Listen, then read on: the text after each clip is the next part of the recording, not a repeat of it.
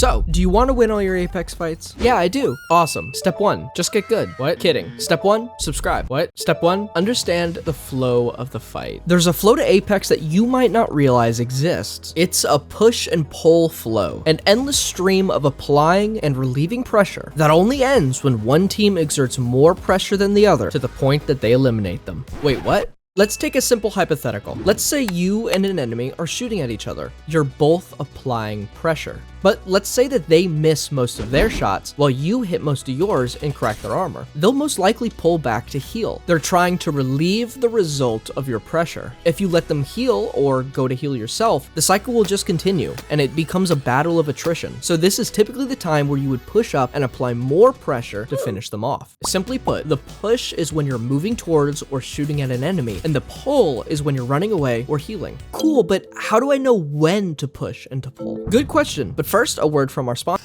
Before pushing in, try to look for advantages. Any one of these. Preferably, you should stack advantages to give yourself the best odds of winning. The tried and tested method is getting a knock on the enemy team, putting them in a 2v3 situation. When you have a man advantage, the odds are greatly pointed in your favor. But controlling a fight isn't just about having all the advantages. It's also knowing when and how to get yourself out of a bad situation and turning it into a good one. Take this example. It's down to the final 3 squads. We're down a teammate, but I'm able to craft their banner, and after placing down my gen, I go for a risky respawn. I actually plan on holding this position because of where it is in the zone, but a team applies pressure by eating my armor, and I make the decision to reposition to heal. I'm trying to relieve the result of their pressure, and unfortunately, I actually find myself next to another team, putting me in between 2 enemy teams. So I have to once again reposition to relieve that pressure. I make it back to my team safely, and since my team doesn't have to run from the zone, we're actually able to get some easy shots on the team that does. The tide has shifted to where there's virtually no pressure on us, and we're able to pressure the remaining 2 teams. And after that,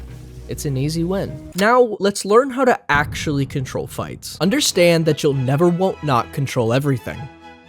What? Give up the idea that you can control everything. You can't control any of these things, but you can influence some of them. Wait, slow down.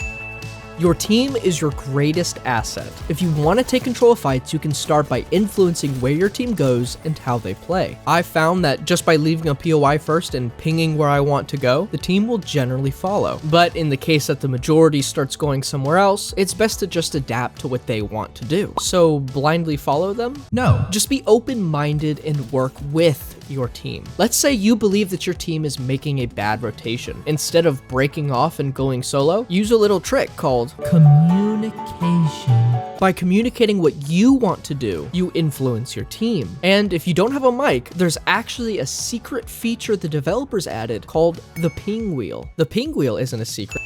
Controlling your enemy is about creating situations where you dictate their actions. Okay, how do I do that? Force them into making bad decisions. Okay, how do I do that? By using your positioning, actions, and abilities. Okay, how do I... We'll go over micro-positioning later in this video, which is how you position yourself in the middle of a fight. But you should always try to set yourself up for success. One way of leveraging positioning is using the constantly shrinking ring to your advantage by gatekeeping an enemy team, which is when you hold the edge of a safe zone and force the enemies avoiding ring damage into the open. Or you can control high ground and choke points that funnel enemies into predictable paths and give you better angles. But what if I get ambushed before I can set that up? Well, think from the enemy's perspective. If an enemy believes that they have the upper hand, they're going to be aggressive and overconfident, which is where you bait them.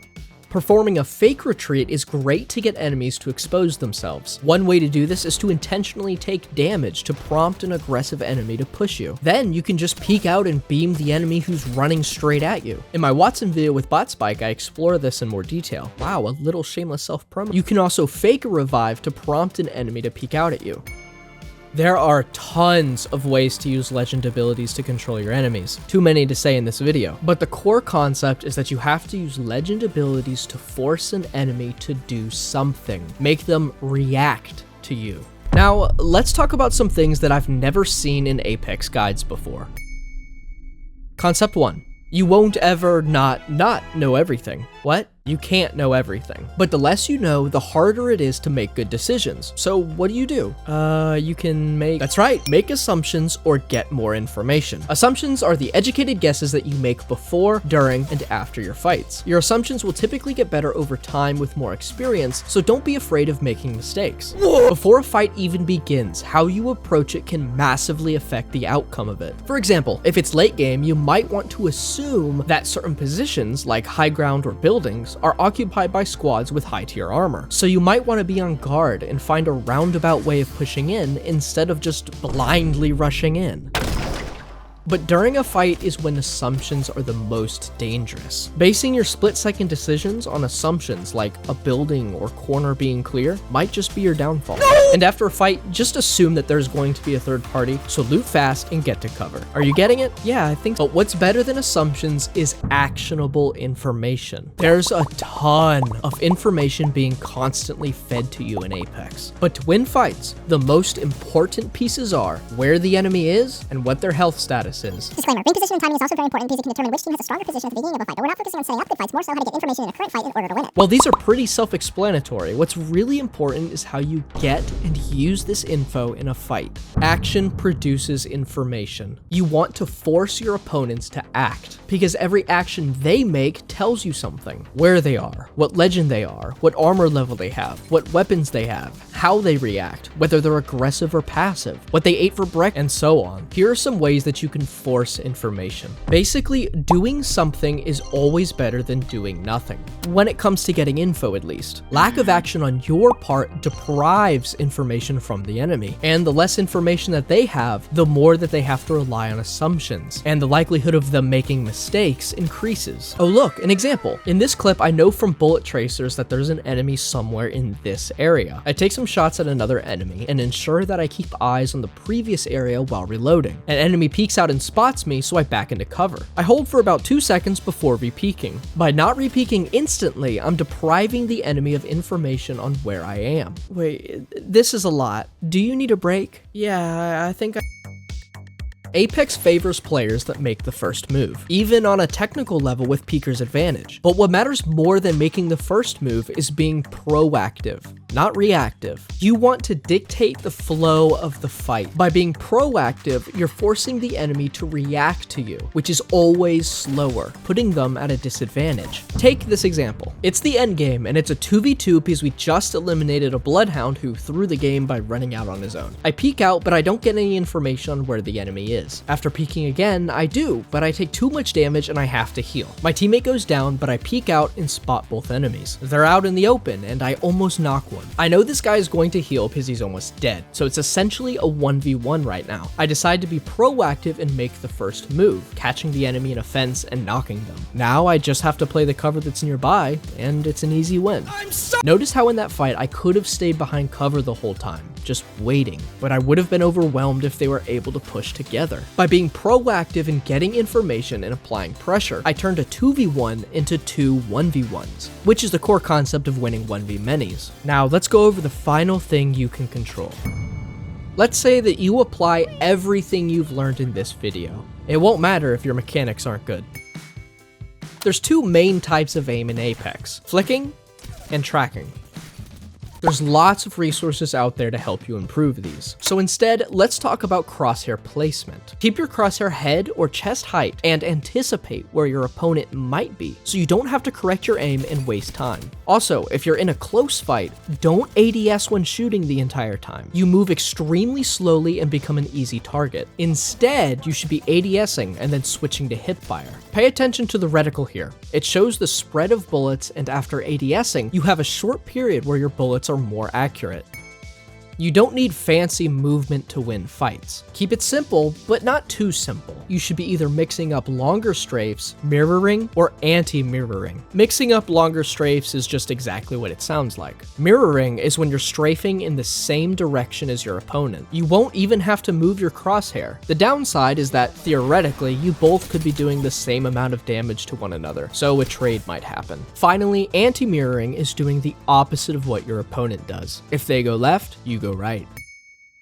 This is such a broad subject, but basically it's just putting yourself where you're least likely to get shot. In the context of fights, you should be using your environment to break sight lines with the enemy. If you're looking for info or to just take some quick shots at an enemy, you should not be peeking around corners like this. You should be peeking them like this. This is what I call a tight peek, and it only slightly exposes you. If you're going to tight peek, peek out to the edge of the sight for your weapon, and don't peek out over and over because you become predictable. You should also know where enemies are before peeking to take shots. If this means that you have to peek one angle to find an enemy, and then peek from another to shoot them, do it. You should be mixing up the angles that you use to peek out at someone, unless you really have no choice. If you're looking to swing on an enemy, you can do a wide peek, which exposes more of your body, but it also gives you a wider angle. To fully commit to a swing, it can be helpful to holster your weapon, run, slide, and re-equip your weapon while you're in the air. Unless you're actively in a fight, you should not be running with your guns out. Unless you're trying to level up weapon mastery, because it's mostly based on how long you hold the weapon. When moving, always aim to go for cover, even if you don't think anybody is nearby or going to peek. In this quick example, you can see how I do more damage to Octane in the initial peek than he does to me, so I decide to push up. But instead of moving to cover, I actually just keep pushing up straight and he swings out. If his aim had been better, I probably would have gone down. If a fight is taking too long, just leave. You can always eliminate them later. Make sure to carry at least one grenade with you. A single grenade can completely shift the fight in your favor. Learn to tap strafe around corners and eventually in your general movement. I actually have the perfect video for you to learn that. Oh wow, more shameless self-promotion. And finally, make sure that you're adapting to the situation. No fight is going to be the exact same as another, and most won't follow whatever plan you have in your head. Practice what I've outlined in this video, and I'm sure that through experience, VOD review, and training, you'll improve. I need an autograph. I need a fucking autograph, buddy. I need a fucking autograph.